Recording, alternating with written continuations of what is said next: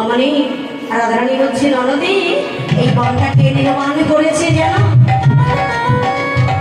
কুটিলা বলছে, বৌদি এখানে সুন্দর বন কে বাঁধি নামিল, সুন্দর বন কে বাঁধি নামিল,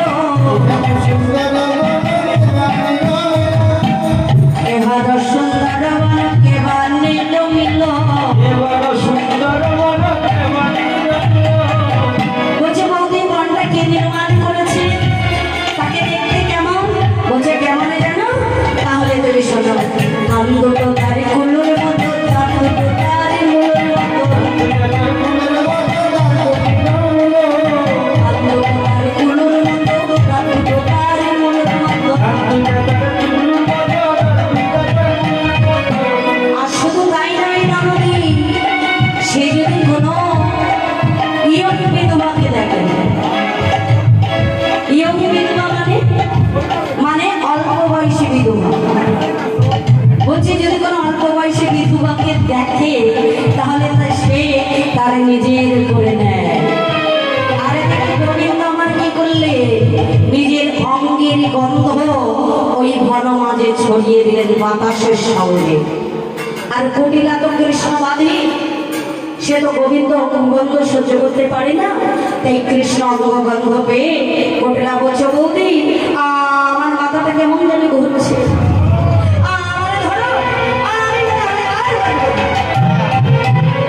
বৌদি আমি আসার সময় এসেছিলাম ভালো, কিন্তু আমি যে ঘরে যাওয়ার পথ হারিয়ে ফেলেছি, তুমি আমার ঘরে যাওয়ার পথ দেখিয়ে দাও। হরে কৃষ্ণ বাবা। আসার সময় সবাই তো আসতে পারে ভালো, কিন্তু ওই ঘরে যাওয়ার সময় সকলেই কিন্তু পথটা বলে যায়। তাই কুড়িটাও বলছে, বৌদি আমিও পথ হারিয়ে ফেলেছি, তুমি আমার ঘরে যাওয়ার পথ দেখিয়ে দাও। এবার কুটিলাকে পথ দেখিয়ে দিলেন। এবার কুটিলা সেই নিজ পথে চলে গেলে। আরে দেখে রাধারানী আমার সখীগণকে সঙ্গে নিয়ে আবার উলুধ্বনি জয়ধ্বনি দিতে দিতে সকলে সূর্য মন্দিরে গিয়ে উপনীত হলো।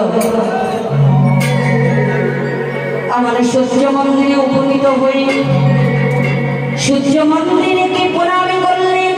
সকলে কি প্রণাম করলেন?